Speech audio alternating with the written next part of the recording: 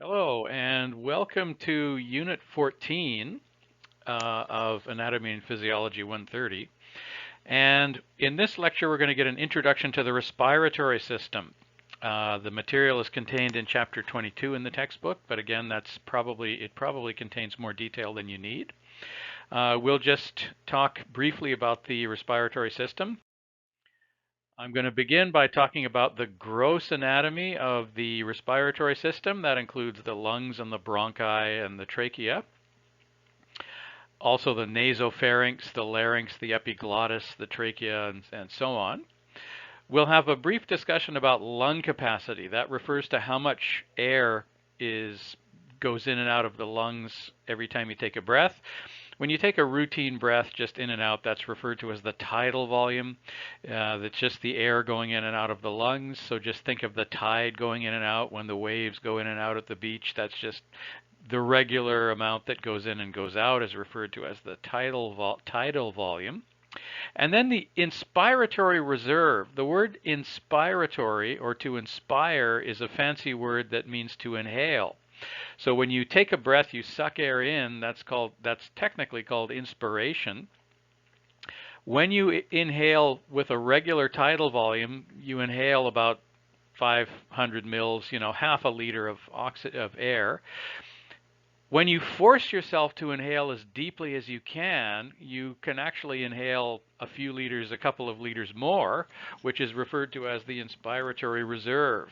And of course, when you force yourself to exhale, you flex your stomach muscles and you push as much air out as you possibly can and you double over. That's called the expiratory reserve. So how much air can you force out of your lungs if you try? And then there's usually a residual volume that you can't really get out of your lungs no matter what you do. And so there's a certain amount of that as well. So those parts of the lecture are about the mechanical use of the lungs, mechanics having to do with the lungs.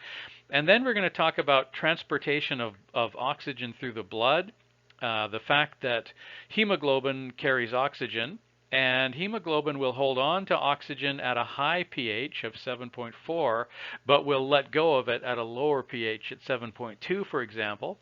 And that is handy because we've learned earlier in the course that when energy is generated in cells, it's generated through a process called aerobic respiration.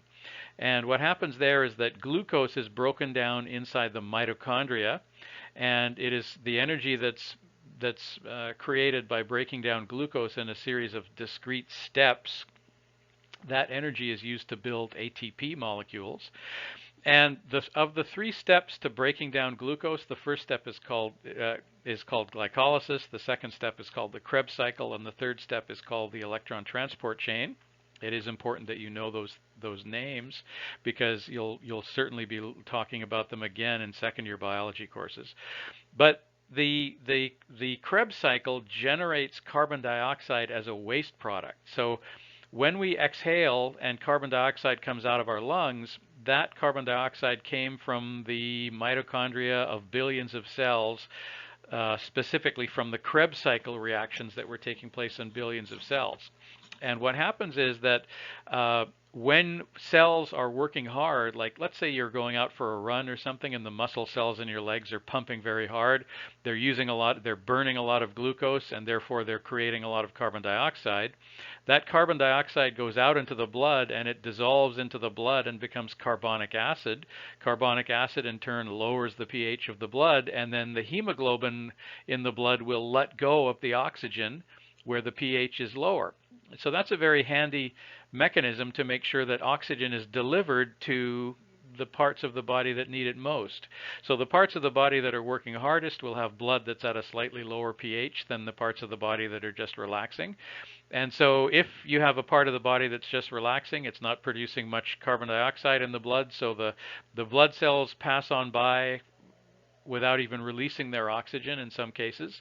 And then, but as those blood cells, as those erythrocytes pass by the muscles that are hard at work and they're producing lots of carbon dioxide, they will release their oxygen. And so that's a very handy tool to make sure that oxygen is delivered to the places where it's needed. Then we'll talk about how breathing is controlled by a structure in the brainstem called the medulla oblongata. The medulla oblongata is partially responsible for determining how deeply we take a breath. And the interesting thing about the medulla oblongata is that it controls the depth of breathing based on the pH of the blood.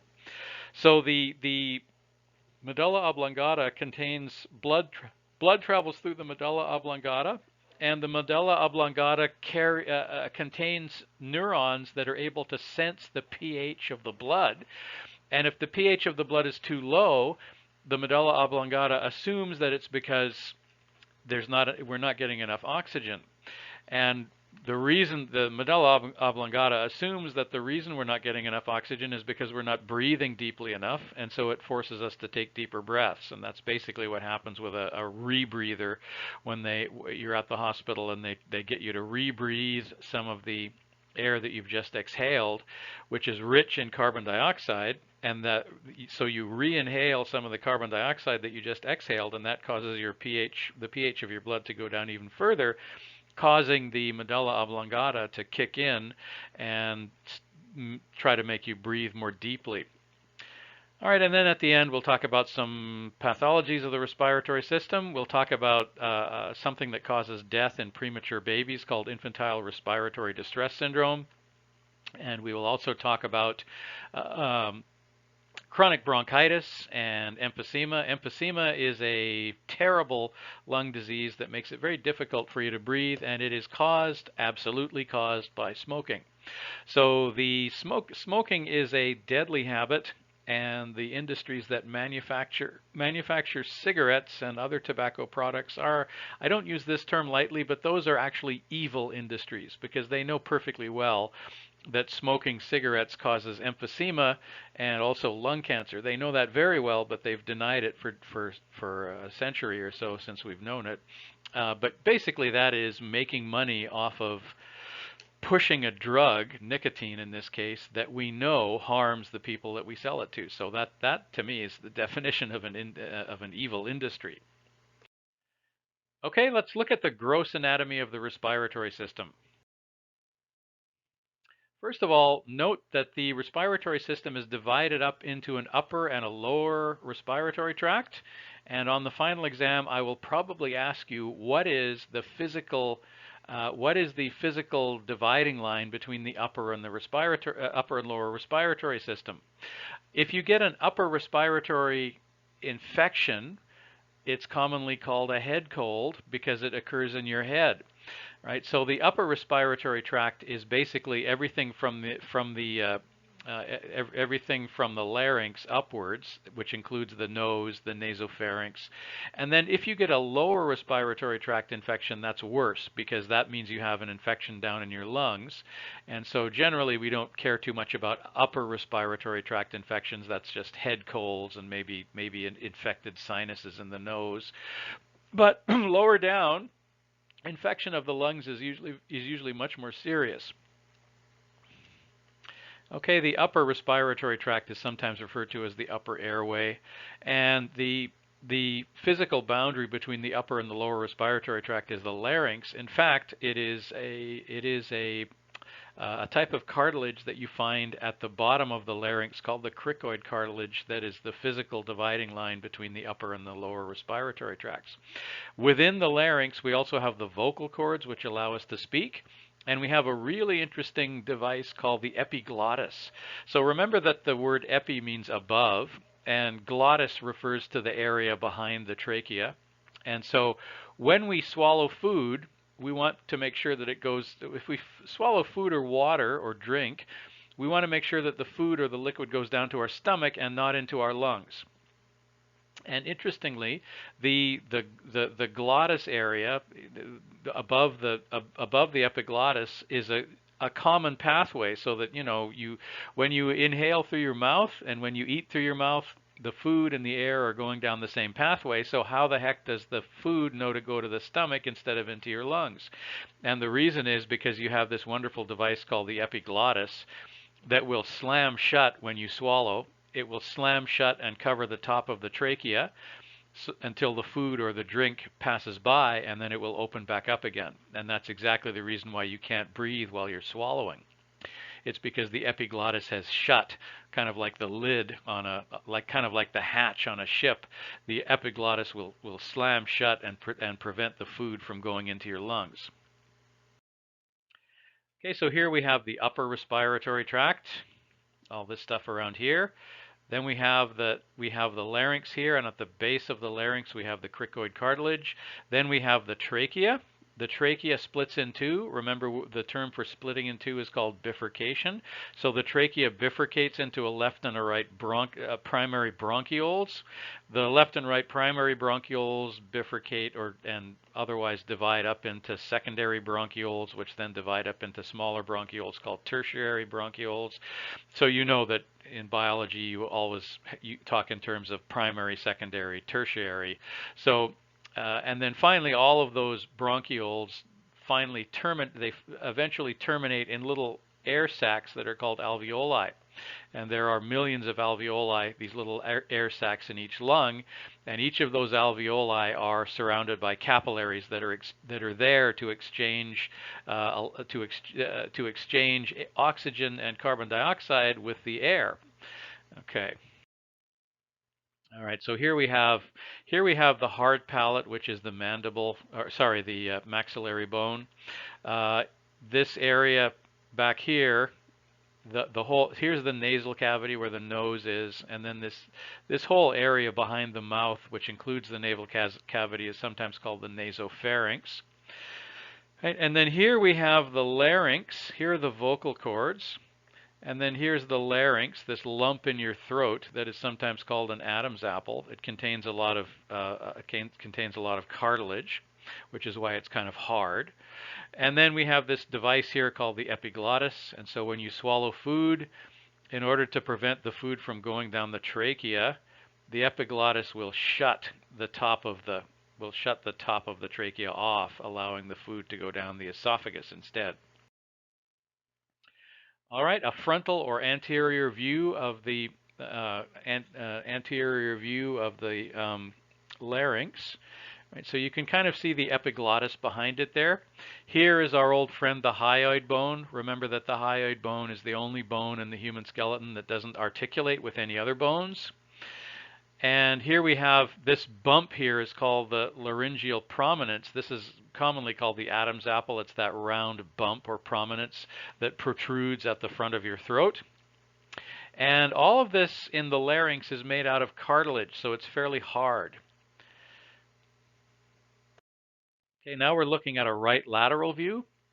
Right, so here's the cricoid cartilage that divides the cricoid ligament that divides the lower respiratory system from the upper respiratory system. There's the epiglottis again, and here are the vocal cords. Right, there are the vocal cords. Looking down past the epiglottis at the vocal cords, here they are. Right, so this is what allows us to speak. And remember that this area where they are is referred to as the glottis. So epi, of course, means above, so the epiglottis is above the glottis. All right, so the larynx and the epiglottis are in the throat. Then we go to the trachea, which is lined with rings of cartilage. Okay, on the outside, the trachea is lined with rings of cartilage, and we'll explain what they do in a minute. And on the inside of the trachea is lined with ciliated columnar epithelium and a few goblet cells that produce mucus. Now, the purpose behind that is because the mucus will catch dust and pollen and dirt and maybe viruses and bacteria that get into your lungs. So the mucus is in your trachea to protect you from infection and other things, coal dust and dirt and things that get into the air, hopefully will get stuck in the mucus that lines the inside of the trachea. And then the ciliated columnar epithelia act like a bunch of little fingers to move the mucus upwards so that you can cough it out and either spit it out or swallow it. So when you catch a cold, or you have a cold or a flu or something, the amount of mucus that's being produced by the goblet cells increases in an effort to try and get rid of these stupid viruses that are coming into your lungs. and you end up coughing a lot more. Okay, another thing that I might ask you about on the final exam when we talk about a pathology for the respiratory system, this is an interesting thing. It's called squamous cell metaplasia. And in biology, metaplasia, anatomy and physiology, metaplasia means a change in the growth pattern or a change in the shape of the cells, right? So we know that the trachea is lined with columnar epithelium, but what on earth do you think you could do to your trachea that would cause those columnar epithelia to convert into squamous cells? And the answer, of course, is smoking.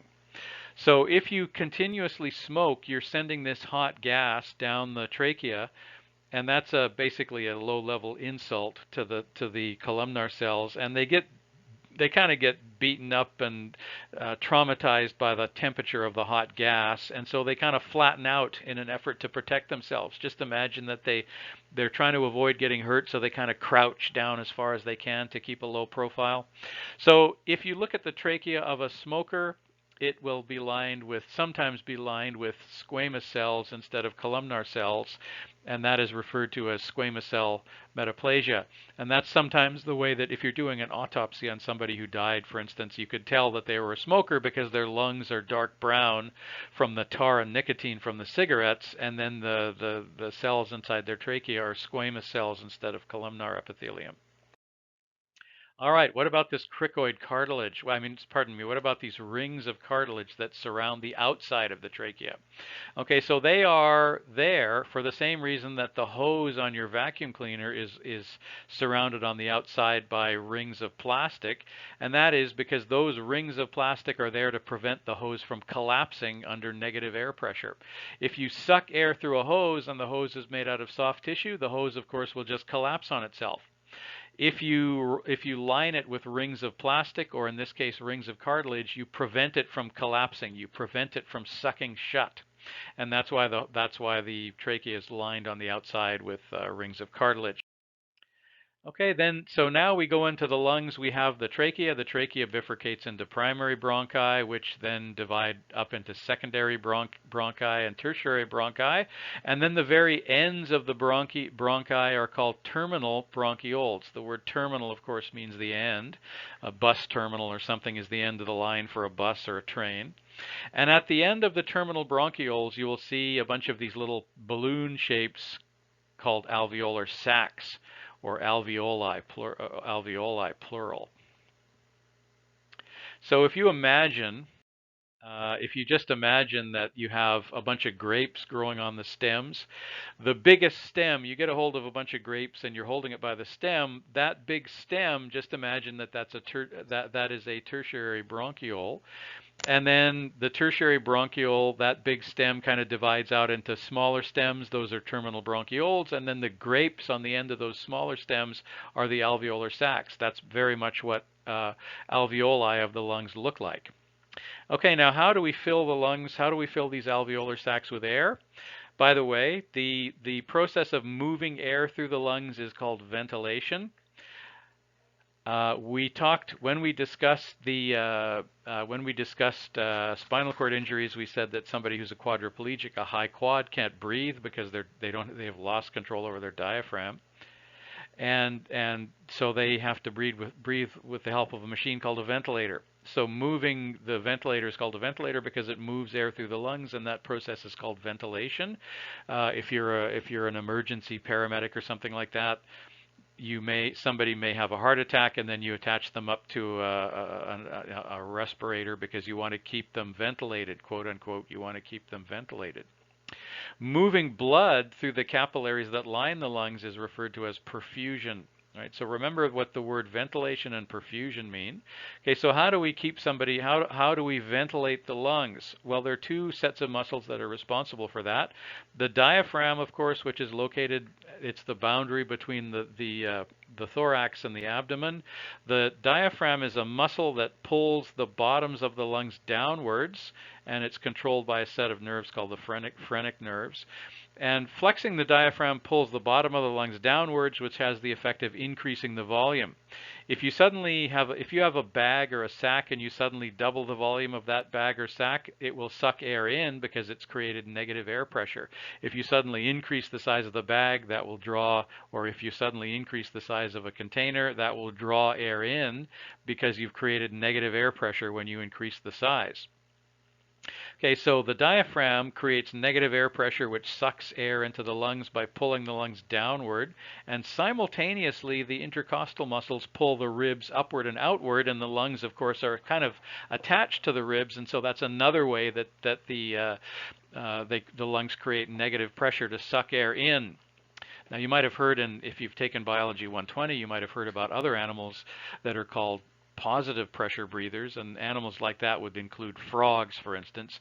Frogs take a mouthful of air and then they use their mouth muscles to force the air into their lungs through positive pressure, whereas humans and other mammals expand the size of their lungs with the help of a diaphragm and some set of intercostal muscles in order to suck the air inside with negative pressure.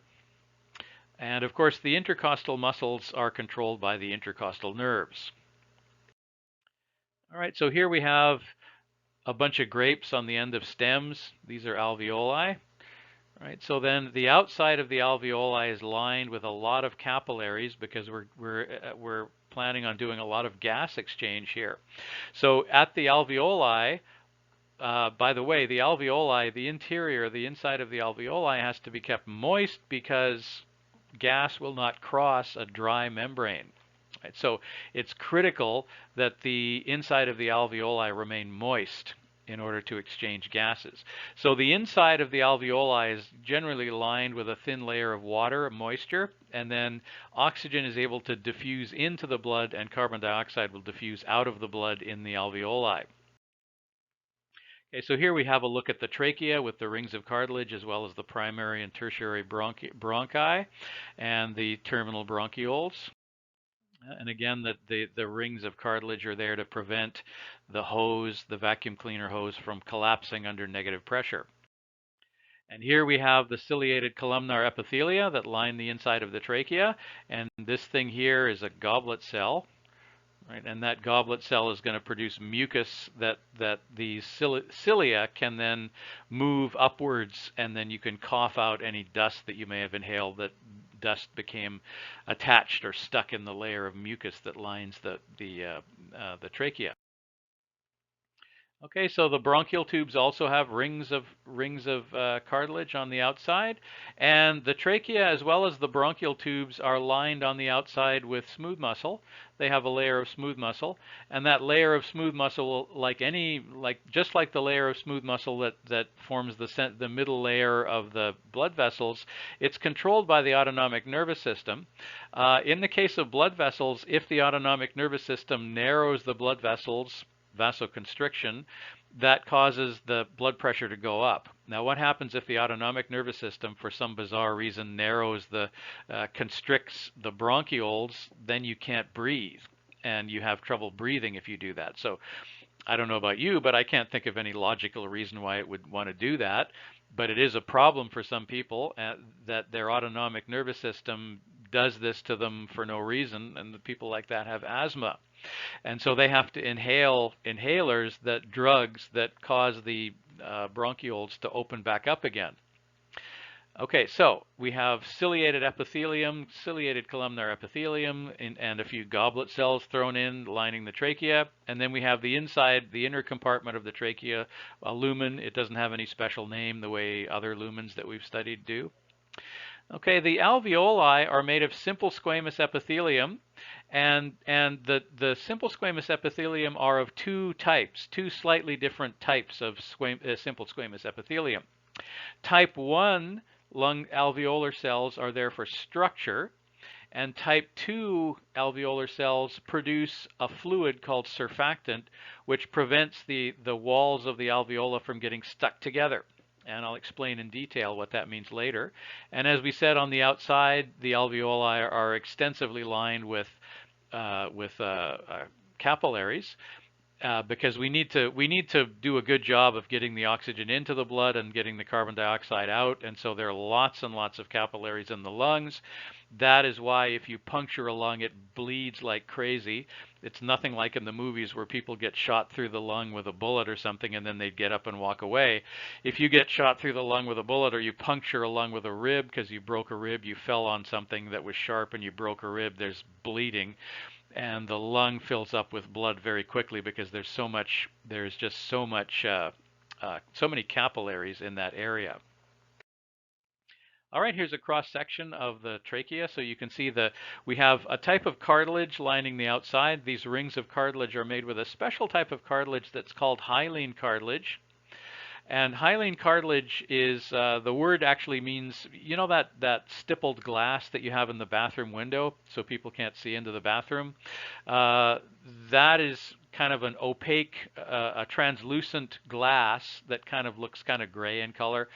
And I think it's the ancient Latin word for that type of glass was called hyaline. So hyaline cartilage looks, if you see it, it looks kind of like the glass in a bathroom window. It's kind of a foggy gray colored glass appearance, and so that type of cartilage is found in many places in the body, hyaline cartilage. And then on the by the lumen of the trachea, we have the ciliated columnar epithelium, and in between we have this layer of smooth muscle that can contract. Okay, and so here we have the capillaries on the outside of the alveoli. All right, here's another picture. Right, so here is a cross section, a histology photo showing alveoli. All right, so we mentioned already that the diaphragm pulls the lungs down in order to increase the size, creating negative pressure. And the costal muscles, the word costal, of course, we mentioned before, the word costal refers to the ribs. The word costal always refers to the ribs. And so we have the intercostal muscles in between the ribs that pull the lungs upward and outward to increase the size and create negative pressure as well. Okay, controlled by the phrenic nerve and the intercostal nerves. Okay, so the intercostal muscles are pulling the intercostal muscles are pulling the rib cage up and out to create negative pressure. Simultaneously, the diaphragm is pulling the lungs downward, and all of that has the effect of creating negative air pressure, so the air goes into the lungs. And then the opposite happens on the way out, with one exception. And that exception is that you don't have to flex any muscles for the air to go out. You know, when you blow up a rubber balloon, it takes a lot of effort to blow up the balloon, but then if you want to get the air out, all you have to do is let go of it and it goes flying around the room, because the balloon is made out of an elastic material, rubber. And elastic material will return to its original size when you let go of it. That's called elastic recoil. So when we inhale, we have to flex the intercostal muscles and the diaphragm, and that takes energy. But all you have to do is release those muscles, stop flexing those muscles, and the air will go out spontaneously due to elastic recoil. Okay, a typical alveoli is about 200 microns across. That's about enough. If you stacked up 20 erythrocytes end to end, you would have the distance needed to span one of the typical alveoli. So you can imagine that there are millions of alveoli in each lung, and they are made of a single layer of squamous cell epithelia. Those simple squamous epithelia are classified as type 1 and type 2. Type 1 is simply for structural support, as I said. Type 2 is a special cell that produces a liquid called surfactant, which prevents the walls of the alveoli from sticking together. If something happens, you exhale really strongly. If you exhale enough so that the walls of the alveoli actually come together, because it's moist, they will actually stick together because of the surface tension of the liquid. If you want to avoid that, you put in a solution of a liquid that contains a bit of protein and some lipids and things like that, that lowers the surface tension of the water, kind of the way soap does. Soap lowers the surface tension of water, and so the lungs can come back apart again. So in other words, surfactant is produced by type 2 cells in the alveoli in order to prevent the alveoli sacs from getting stuck together and not being able to come apart again. If that happens and the alveoli, if a bunch of the alveoli in one of your lungs get stuck together, that's referred to commonly as a collapsed lung or collapsing lung. It's very difficult to reinflate them because the walls get stuck together. The fact that the surfactant is there makes it easier to reinflate the lungs. Okay, if the walls of the alveoli get stuck together, there's a technical term for that, and it's called atelectasis. Remember that word, it's important. We'll probably talk about it on the final exam. Atelectasis means a collapsed lung. Now here's something interesting about premature babies. The type 2 cells only start producing the surfactant when a developing baby is 26 weeks of development, 26 weeks old, has not yet come out of the womb. That's after 7 months. So the baby is still in the mother's womb at 7 months. The baby, of course, the gestation period for a human woman, is 9 months.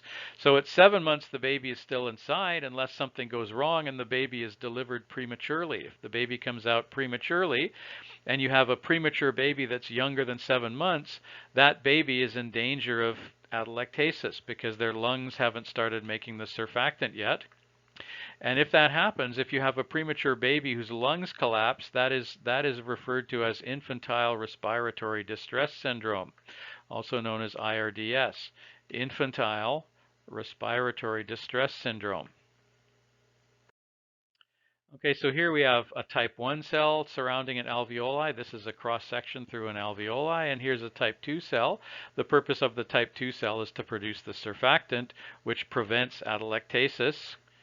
And in 7-month-old babies, premature babies that are born at 7 months instead of 9, their lungs, the type 2 cells have not yet made surfactant. Okay, here's a premature baby. You can see they're quite small. They tend to look thin too because their body hasn't started to build up a nice layer of adipose tissue. And you can see this poor little thing, this tube going down his or her mouth is actually a ventilator hose that's pumping air into her lungs to prevent them from collapsing, because if they collapse, then the baby could die from IRDS, from infantile respiratory distress syndrome. All right, let's just look at some trivial mechanics about the structure of the left lung versus the right lung. We're moving away from the cellular level back to the gross anatomy of the lungs. And the lungs have more than one lobe. Right? So the right lung is composed of 3 lobes that contain about 55% of the lung capacity. And the left lung has only 2 lobes and only accounts for 45% of the lung capacity. The reason for that is because the apex of the heart has to fit into the cavity where the left lung is located. And so there's a little indentation. A little indentation is necessary to accommodate the heart. And so the left lung is slightly smaller than the right lung. The right lung has 3 lobes and contains 55% of the lung capacity. The left lung has 2 lobes, is comprised by 2 lobes, and accounts for only 45% of the lung capacity. Right, so here we have these little creases here that separate the lobes of the lung are referred to as fissures. Right, so, and then here we have 3 lobes that are making up the right-hand lung, and only 2 that make up the left lung, and of course the heart fits into this little indentation here.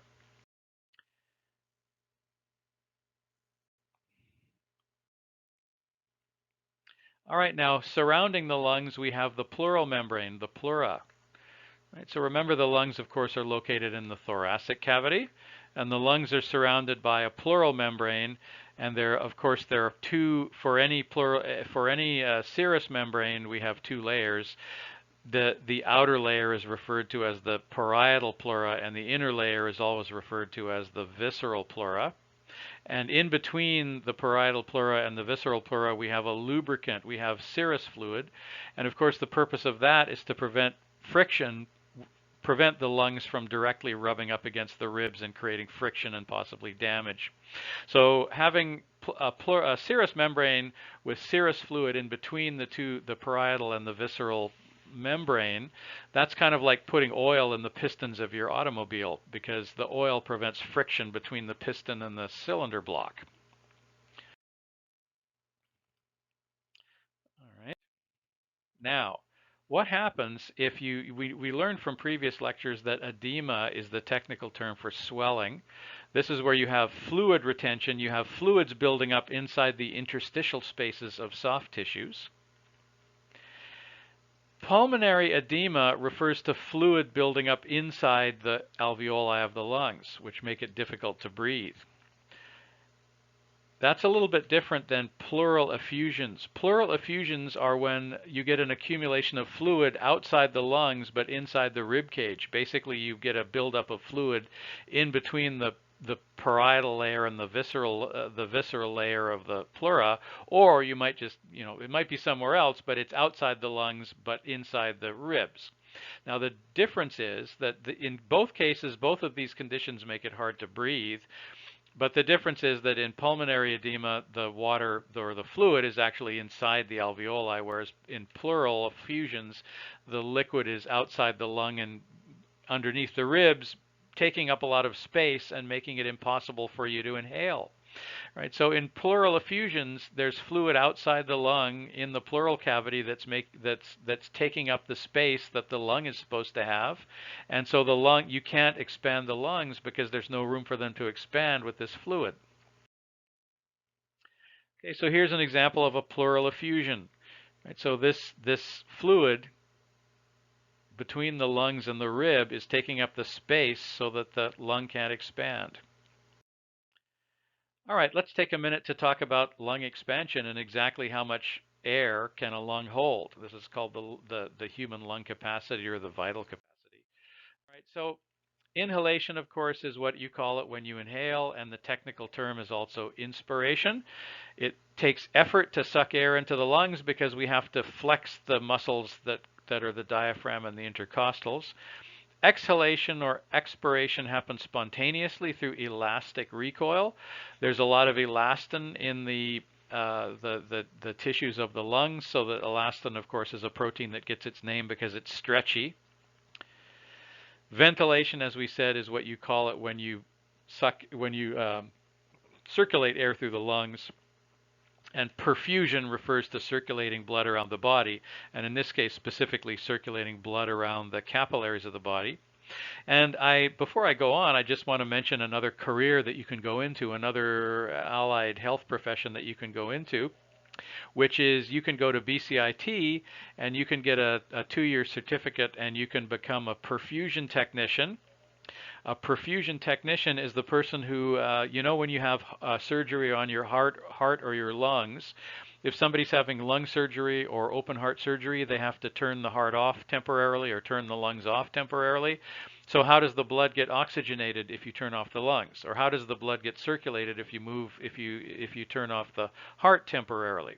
Well, the answer is when somebody's undergoing that kind of a very serious kind of surgery, they are attached to something called a heart and lung machine, which pumps the blood around for them and which perfuses oxygen into the blood for them. And that machine is operated by a specialized technician called a perfusion technician. And so it's a nice job, a highly paid job. It's if you get to work in a hospital, you get to do it's an interesting career. And it doesn't take, like if you're a surgeon, that's, to get to be a surgeon, that's 15 years of your life, because you graduate from high school, there's 12 years. You spend 4 years in university to get a Bachelor of Science. Then you spend 4 years in medical school to get an MD. And then if you're going to be a surgeon, you have to spend maybe 7 years as a resident before you can get into a surgical theater, which is a stimulating and interesting career. But if you want to get into a surgical theater after just 2 years instead of 14, you can be a perfusion technician, which is a very interesting profession in itself. All right, continuing on with the lung capacity. As we said before, the tidal volume, abbreviated TV, is the amount that you inhale and exhale regularly with a regular breath. We're not actually inhaling very deeply when we do tidal breathing. It's around 0.5 liters, 500 mils, not really that much. If you suck in as much air as you possibly can, that's called the inspiratory reserve volume, or the IRV, and so you can inhale up to as much as 3 liters more. right? So we're taking in half a liter with an ordinary breath. If we really fight hard to inhale as deeply as we can, take a deep breath, you can inhale up to 3 liters more. And then if you took a regular breath and then you tried to push it out as hard as you could by flexing your stomach muscles, that's referred to as the expiratory reserve volume. It's about another 1.5 liters. And then if you add up some of these numbers, if you add the inspiratory reserve and the expiratory reserve together with the tidal volume, all of those things together are the vital lung capacity, and you measure that with a machine called the spirometer. Spirometer is just a dial, and then there's a little tube attached to the dial, and what they tell you to do is to inhale as deeply as you can, and then blow it out for as long and as hard as you can, and then you measure the vital capacity, and that's kind of a measurement of how healthy your lungs are. Okay, if you blow the air out as hard as you can, even though you do your best, there's always going to be some air that you can't get out of your lungs, and that's referred to as the residual volume, what's left. And then if you add up all of these numbers, you have the total lung capacity. Okay, this diagram shows you how small it is when you take a breath. There's the tidal volume. If you force yourself to inhale, you can add this much more. If you force yourself to exhale, you can get rid of that much more. And then there's always this amount down here that you can never get rid of. So as I said, if you add the inspiratory reserve volume, the tidal volume, and the expiratory reserve volume, you have a measure called the vital capacity of the lungs, which can be measured by an instrument called a spirometer. This is just another diagram that shows you the same thing. I think it's a cuter diagram because it shows a drawing of a lung. So I'm just showing it to you because I think it's a pretty picture. All right, what muscles are involved in breathing? So we talked about the diaphragm and the intercostals earlier. That's involved in exhalation. You don't need to use any muscles due to elastic recoil being responsible for exhalation. And then if you force out the expiratory reserve, you generally do that with all of these muscles. So you know that the external intercostals are the muscles you flex in order to inhale, and they pull the ribs up and out. But if you flex the internal intercostal muscles, they pull the ribs in the opposite direction. They pull them down and in. And so that helps to force some of the air out. If you flex the rectus abdominis muscles, those prominent six-pack stomach muscles, that will squeeze some more air out. And if you flex the external obliques and the internal obliques and the transverse abdominis muscles, all of these muscles together, you can succeed in squeezing out another 1.5 liters or something like that. And that is the expiratory reserve. Okay, so all of these muscles are involved in forced exhalation. All right, now let's take a diversion away from anatomy and look at physiology for a minute, the physiology of transporting oxygen and carbon dioxide around the blood. Okay, so this is referred to as gas exchange because we're talking about bringing oxygen into the blood and sending carbon dioxide out. Normally when you talk about how much oxygen is dissolved in the blood versus how much carbon dioxide is dissolved in the blood, chemists will talk about partial pressures of gases, which are measured in millimeters of mercury. But this is not a chemistry class, and even though if you go on to an advanced physiology class, you might have to talk about the partial pressures of gases that are dissolved in the blood. You won't have to. I will not ask you in this course to ever mention anything about how many millimeters of mercury is constituted by the carbon dioxide in the blood or anything like that. We're just going to talk about percent. All right, so you roughly need to know what the percentage of oxygen and carbon dioxide are in the blood versus in the air. All right, so in the air, approximately 21% of air is oxygen, and approximately 0.004% of air is carbon dioxide. Not much, right? Okay, what about in the alveolar blood? Okay, in the blood that's in the alveoli, in the blood of the alveoli, capillaries surrounding the alveoli, the oxygen concentration is about 14%, and the carbon dioxide concentration is about 5%. Okay, so first, remember diffusion and osmosis. Diffusion is that tendency of things to move from areas where they are concentrated to areas where they're not concentrated. In other words, things will naturally move to areas where they're more concentrated over to areas where they're less concentrated. Okay, so take a look at this table that I've drawn here and tell me where, if you're in the alveoli, where is the oxygen more concentrated, in the air or in the blood? Right? Obviously, the oxygen is more concentrated in the air, and therefore it will diffuse into the blood. Right? So oxygen will diffuse at the lungs, in the lung alveoli. Oxygen will diffuse into the blood because it's less concentrated in the blood than it is in the air. That's natural, simple diffusion. Okay, what about the carbon dioxide? Where is the carbon dioxide most concentrated? The carbon dioxide is most concentrated in the alveolar blood, so it will naturally diffuse to the air where it is less concentrated. So that is why in the alveoli, oxygen will diffuse into the blood and carbon dioxide will come out. By the way, the concentration of oxygen in the blood is approximately 5%, and when we grow cells inside bottles, that's something called tissue culturing, and you'll learn all about tissue culturing if you take Biology 200. We have incubators that maintain a temperature of 37 degrees, which is human body temperature, and a carbon dioxide concentration of 5%, because that's the concentration of carbon dioxide in human blood, and that happens to be the temperature and the carbon dioxide concentration that cells are used to, and they like it, so they like to live in that kind of environment. So if you have a tank, or sorry, if you have an incubator that you're growing human cells in, you need to have it attached to a carbon dioxide tank that will pump carbon dioxide into the incubator to keep the cells happy, because they like to be in 5% carbon dioxide. Incidentally, when you're riding a bus in the winter, they turn the heat on in the bus. If you're in Vancouver, you're riding the bus in the winter, you know that Vancouver is very damp in the winter, and you get into the bus and they turn on the heat and everybody's wet. They turn up the heat, and very quickly in a crowded bus in Vancouver in the winter, the temperature goes up to 37 degrees, and the carbon dioxide, if you have 100 people in the bus, which is usually the capacity of a bus, if you have 100 people in that bus, they're all exhaling at the same time, the carbon dioxide concentration can easily go up to 3-4%, something like that. And that is an ideal condition for the spread of viruses, because viruses live inside living cells, and so they come out of these cells and they can easily pass in droplet form from one person to another if you're in a bus that has 95% humidity, 37 degrees Celsius, and 5% carbon dioxide. All right, so we mentioned earlier that mitochondria are responsible for breaking down glucose and generating ATP.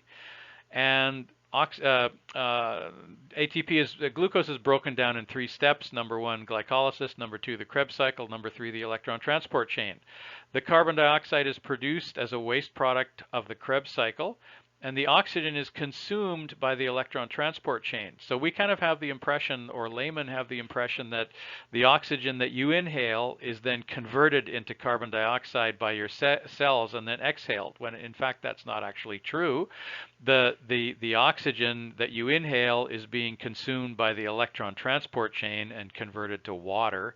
And the carbon dioxide was generated by the Krebs cycle. So the oxygen that's going out, the oxygen that's coming in and the carbon dioxide that's coming out were destined to 2 totally different places. Okay, so remember that oxygen is carried around the blood by hemoglobin, which is found inside erythrocytes. Carbon dioxide will dissolve in the blood when it comes out of the cells, and it will form bicarbonate. It doesn't really do that spontaneously, but it does. It kind of does it with spontaneously, but mainly it does it with the help of an enzyme called carbonic anhydrase. Right. So the enzyme carbonic anhydrase is present in the blood, and it helps to turn carbon dioxide gas into bicarbonate and carbonic acid. And by the way, the bicarbonate and the carbonic acid operates as a buffer. The human blood is partially buffered by phosphate and partially buffered by bicarbonate to stay within the range of 7.2 to 7.4. So bicarbonate that's produced by dissolving carbon dioxide in the blood with the help of carbonic anhydride, that is partially what buffers the blood at a pH of 7.2 to 7.4. Some of the carbon, so when the hemoglobin releases the oxygen, some of the hemoglobin will grab hold of carbon dioxide. So the question is, hemoglobin is used to transport blood around the body. We all know that. Now we know that hemoglobin will grab onto oxygen at 7.4, pH 7.4, and it will release oxygen at 7.2, but is there ever any circumstance under which hemoglobin will grab hold of carbon dioxide instead? And the answer is yes. Carbon dioxide has a low affinity for hemoglobin, so it will attach to the hemoglobin and be transported as well. But probably 75 or 77, something like that, 75% of the carbon dioxide that comes out of the cells is dissolved in the blood and travels around the blood, not attached to hemoglobin, but as dissolved bicarbonate in the blood. Okay, so here we have blood cells, erythrocytes, and they are filled with hemoglobin. And hemoglobin, in the center of hemoglobin, we have a heme group, a chemical group called heme. At the center of the chemical group called heme, we have an iron ion, and it's the iron ion that is actually holding on to the oxygen. Okay, here's something interesting.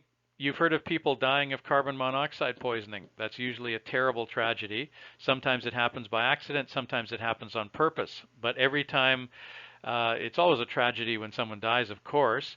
But sometimes you'll hear that somebody, the furnace to their house broke or something like that, or they were asleep on a boat and they were cold, so they turned on a camping heater or a camp stove. And camp stoves burn, and they burn propane or something like that, and they create a lot of carbon monoxide and carbon dioxide as well, but they create a lot of carbon monoxide, and certainly automobile exhaust. If you have a room that's filled with automobile exhaust, there's a lot of carbon monoxide. So we mentioned that carbon dioxide will bind to hemoglobin, so will carbon monoxide. The difference is that carbon dioxide binds to hemoglobin reversibly. So the carbon dioxide binds to hemoglobin. At some point it will come off so that oxygen can come back onto the hemoglobin.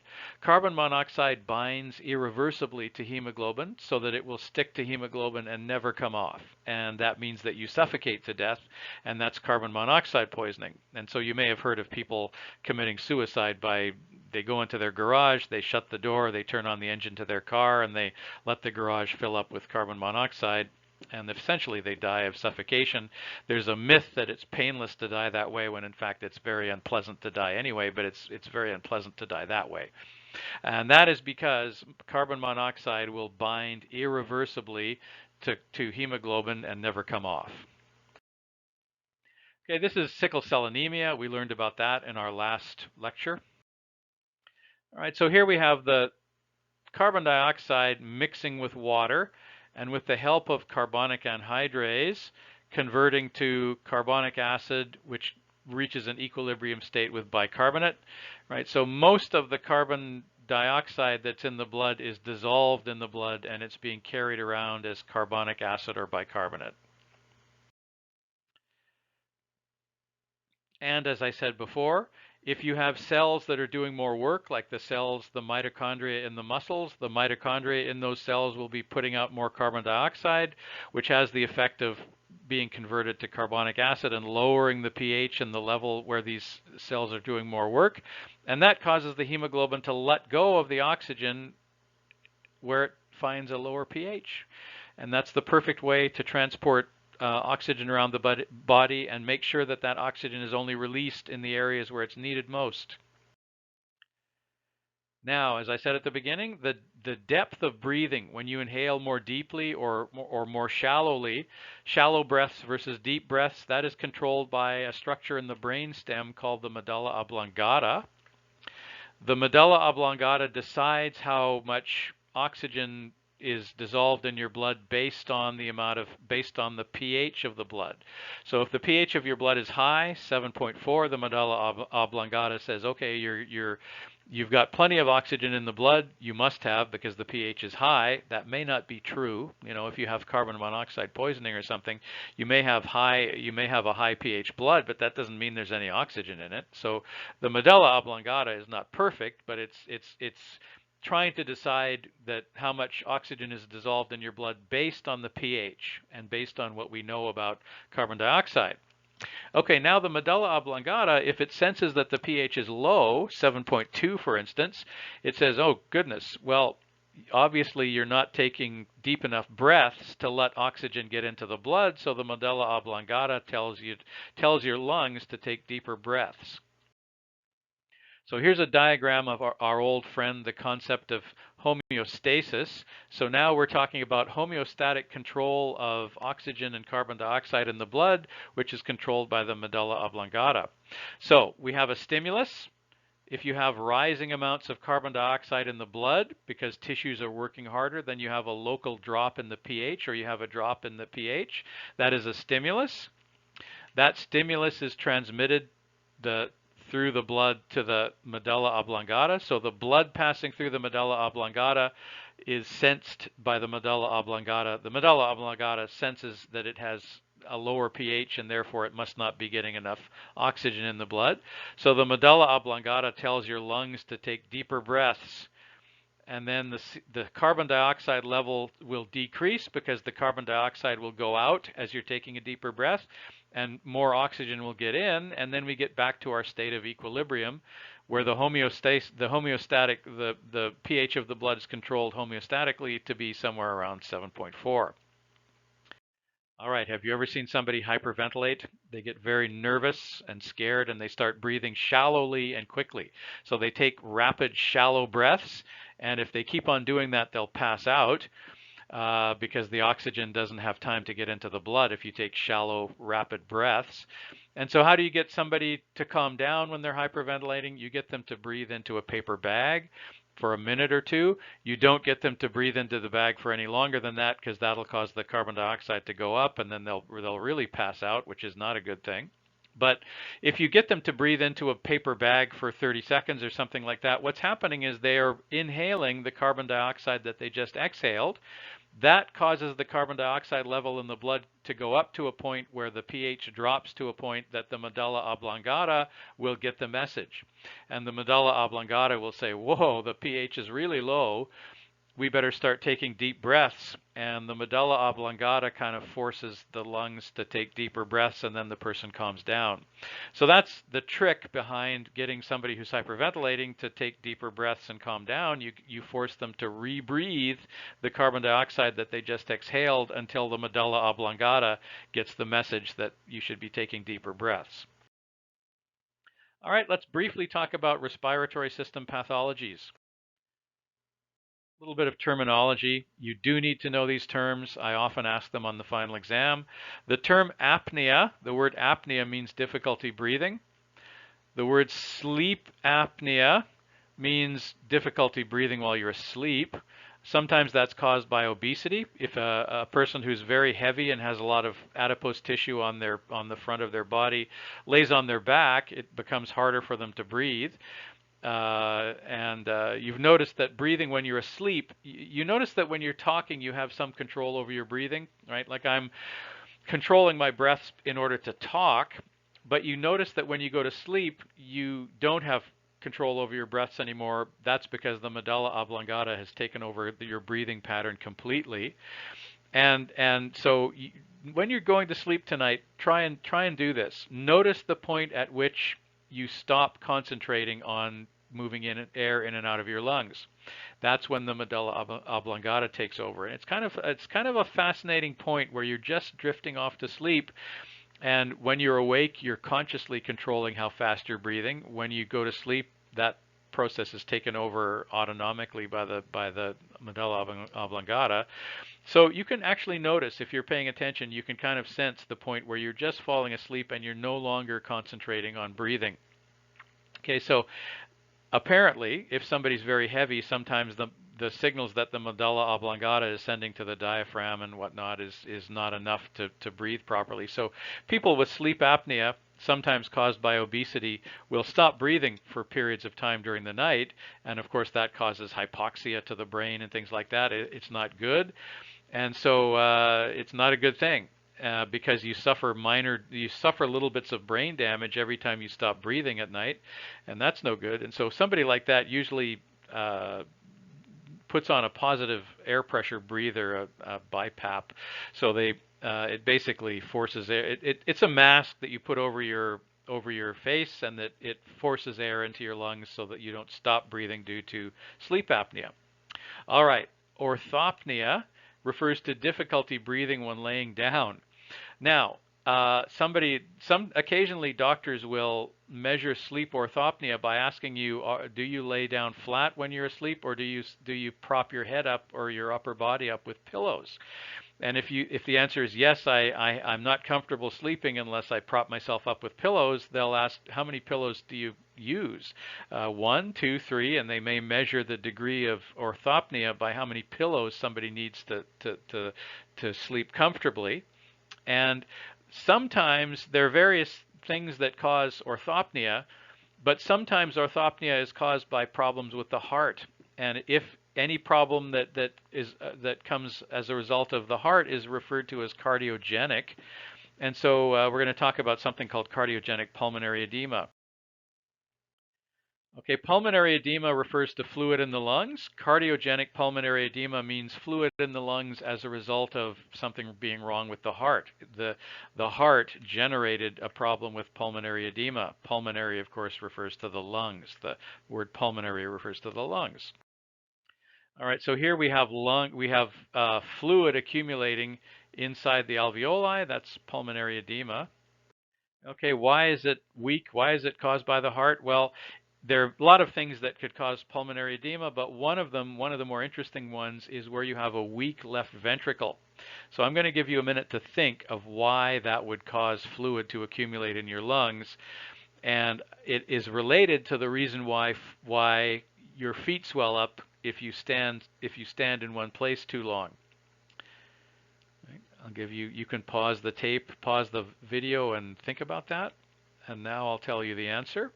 The answer is because the right side of your heart is pumping blood into the lungs. Right? And then once the blood transits through the lungs, it ends up in the left side of your heart where it gets pumped out to the body. Right, so the right ventricle pumps blood into the lungs, and the left ventricle pumps blood out to the body. Now just imagine what would happen if the left ventricle is weaker than the right ventricle, which means that the right ventricle is pumping blood into the capillaries of the lungs faster than the left ventricle can pump it out to the body. So what would happen in that case? You have one side of the heart pumping blood into the lungs faster than the left side of the heart can take it away. So there's going to be a buildup of blood pressure in the capillaries of the lungs. Right? And what happens when you have high blood pressure in capillaries? It physically forces the serum out of the capillaries into the interstitial spaces. And so in this case, there aren't any interstitial spaces. The fluid that's forced out of the capillaries by high blood pressure just ends up in the alveoli. Okay, so that's an interesting thing, cardiogenic pulmonary edema. I could ask you about that on the final. All right, so pulmonary edema, fluid in the lungs. Pleural effusion, fluid outside the lungs. We talked about this before. All right, so here we have pleural effusions. How do you get rid of them? You poke a needle in through the back of the thorax, and you suck it out. Whenever you suck fluid out with a needle, that's called aspiration. We talked about in the earlier lecture on blood, we talked about aspirating bone marrow out of the hip, for instance. So that means you stick a needle into the hip and you suck some of the bone marrow out, and then you transplant it into somebody who's had their immune system destroyed by radiation therapy or chemotherapy. Okay, so the word centesis means to poke with a needle, to poke and let something out or suck something out. Okay, what do you think these words ending in centesis mean? Okay, thoracentesis, you already know, that's when you poke a hole into the pleural cavity to suck out some fluid due to a pleural effusions. What do you think amniocentesis means? I'm sure you've heard of that. And amniocentesis refers to poking a needle into the abdomen of a pregnant woman and sucking out some of the amniotic fluid. Higher mammals like humans, the developing fetus and the developing baby is surrounded by a membrane called the amnion. And so if you puncture a needle, you poke a needle through the amnion and suck out some of the fluid, you've sucked out the amniotic fluid. Amniocentesis, that's commonly used to determine the sex of a baby before it's born, or also to determine if the baby has any genetic issues like Down syndrome or something like that. That's because some of the baby's cells are floating around inside the amniotic fluid. So if you do amniocentesis, you take out a sample of the fluid, you can analyze it. Okay, what about pericardiocentesis? We did actually discuss this when we discussed the heart, part 1 of the cardiac, the cardiology section. Of course, the pericardium is the membrane, the membrane that surrounds the heart, right? So if you have blood or some other fluid in between the heart, inside the pericardial cavity, the heart doesn't have room to fill up, and so then the only thing you can do is pericardiocentesis. Example of something of a case where you would have the fluid building up outside the heart would be cardiac tamponade, which we discussed, where the cardial cavity fills up with fluid, so it doesn't have room to expand, and then the sign that that's happening would be a narrowing pulse. Right? So the systolic blood pressure goes from 120 down to 100, and then the systole goes from 80 up to 90 or something like that. So the systole and the diastole get closer together. All right. Pleural effusions. If you have blood inside the pleural cavity, that's referred to as hemothorax. The word hemo, of course, always refers to blood. So hemothorax is where you have an accumulation of blood in the pleural cavity, and you can suck it out with centesis. Chylothorax refers to an accumulation of lymph fluid in the pleural cavity. So one of the lymph vessels or something burst, and you have this accumulation of lymph in the pleural cavity. You can suck that out as well. You have to relieve the pressure somehow. Okay, the word pneumo usually refers to air. Right, so pneumonia is where you have an infection of the lungs, and sometimes when you're referring to air in the lungs, you use the word pneumo. You know that a pellet gun that fires a little pellet using compressed air instead of gunpowder is sometimes referred to as a pneumatic gun. Sometimes you have a jack that lifts a car up with air pressure. That's called a pneumatic jack. So the word pneumo or pneumatic refers to air. So pneumothorax means that there's air in the pleural cavity. So there's air in between the lung and the rib cage. And so pneumothorax happens sometimes if you get into an automobile accident or something and you get your chest is punctured by an object that goes through the skin of your chest but doesn't quite puncture the lung. But it does allow air to get into the pleural cavity in between the ribs and the lung. Okay, there's a particularly bad type of a pneumothorax called a tension pneumothorax, so that the flap of tissue that was broken kind of forms a valve, so that every time you exhale, more air comes into that space, and then when you inhale, the valve closes, so you can't inhale. The air doesn't go back out again when you try to inhale. So that's referred to as a tension pneumothorax, a very dangerous condition.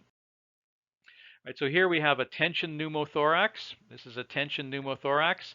The skin on the chest, the thorax is broken in such a way that it kind of forms a valve that lets air in when you exhale, but when you try to inhale again and expand the lungs, this little fake pseudo valve will close, and so every breath you take, the amount of air in the pleural cavity gets bigger, and the amount of space that's left for the lung to expand gets smaller and smaller. So every breath you take, you end up feeling more short of breath.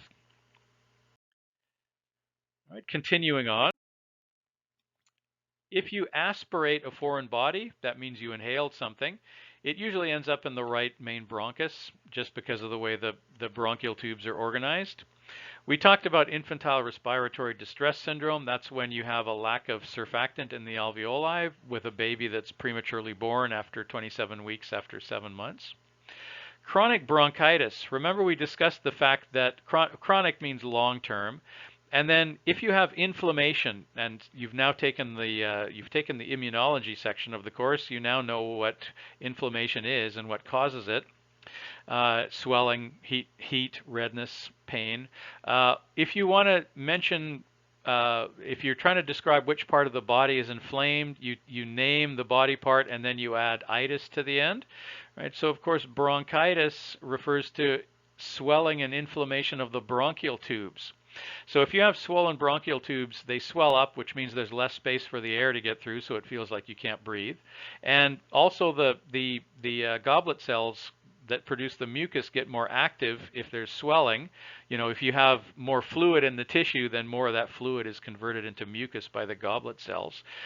And so you end up having the bronchial tubes being clogged, narrower than they should be, and clogged with mucus. That's chronic bronchitis. Okay, pleuritis, or sometimes referred to as pleurisy, refers to the inflammation of the pleural membrane itself. And emphysema, this is a very sad, tragic condition that's caused by smoking. And what happens is the cigarette smoke damages the elasticity of the lungs, right? So you know that when you inhale by flexing the diaphragm and the intercostal muscles, but when you exhale, in order for the lung to get back out, the lung simply recoils like a balloon, a rubber balloon. You blow it up. If you want the air to go back out, all you have to do is let go of it. But you know that if you have an old balloon where the rubber is brittle or it's been stretched too many times, the balloon feels kind of loose. If you let go of it, not all of the air will go back out. And that's exactly what happens with emphysema. So in emphysema, the elasticity of your lung tissue has been destroyed by cigarette smoke, and that means that when you try to exhale, less of the air will go back out. And so your tidal lung volume has been diminished. It might go from 500 mils to 300 or 200 milliliters because, yeah, you can inhale as much as you want, but when you try to exhale, the air doesn't go back out. So the amount of air that you inhale is determined partly by how much you got rid of. Okay, so foreign aspiration, inhaling a foreign body ends up usually in the right bronchus. Infantile respiratory distress syndrome, we already talked about what causes that, lack of surfactant. Chronic bronchitis, the bronchial tubes will swell up and also produce more mucus. It's a chronic condition, a long-term condition that we don't quite understand all of how it happens, but this is a normal bronchi. And then here we have a swollen bronchi that's filled with mucus. So somebody that has chronic bronchitis is constantly short of breath, and they cough a lot because this mucus is always blocking their bronchial tubes. Emphysema. This is where cigarette smoke damages the elasticity. It destroys the elastic recoil of the lungs, and so instead of having nice, soft, rubbery alveoli that will go back to their normal size when you let go of them, you have these kind of loose bags that contain a lot of old air, and you can't get rid of it. What is the effect on the lung capacity? Obviously it diminishes the tidal volume. And sometimes, so if you can't exhale as much air as you used to be able to, then you can't inhale as much air as you used to be able to either. So you've diminished the tidal volume of your lungs.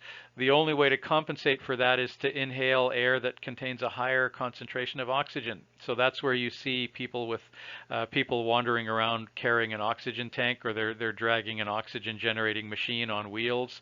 Looks like a suitcase. They drag it around with them, and then around their face they have these transparent tubes that kind of go up into the nose.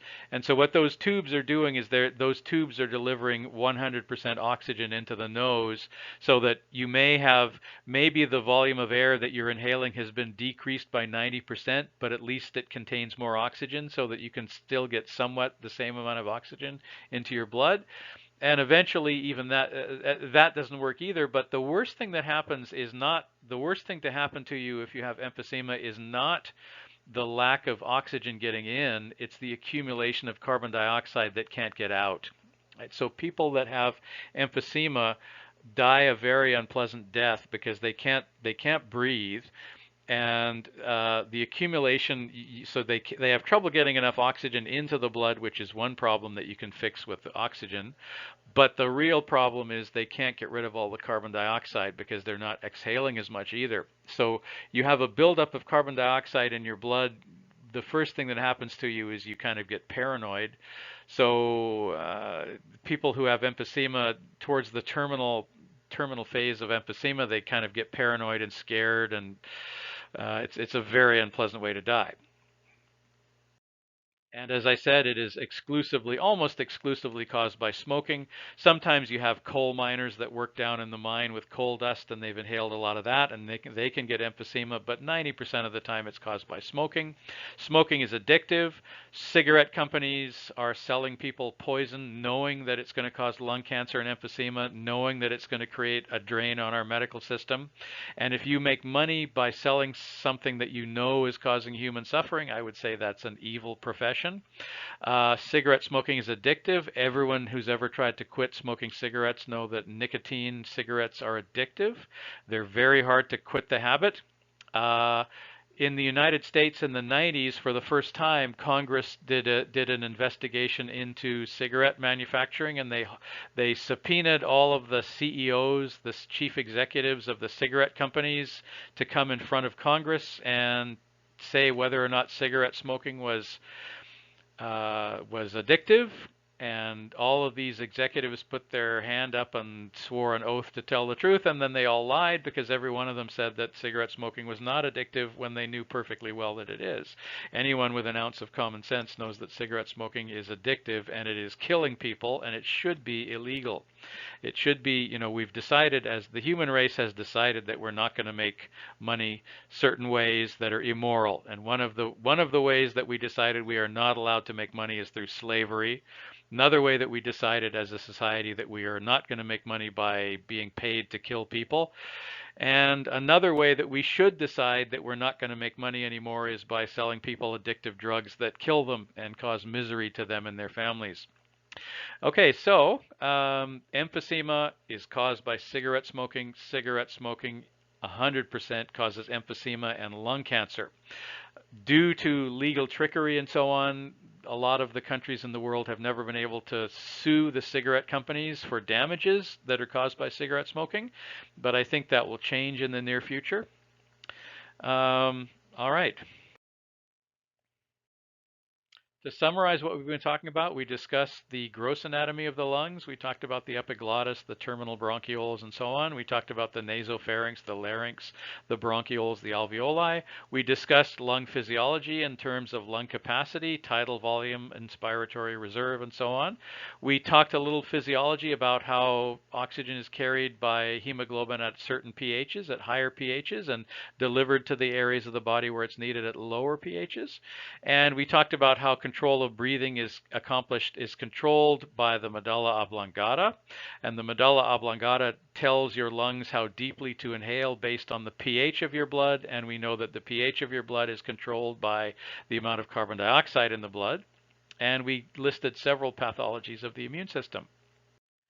All right, our next lecture will be on the digestive system.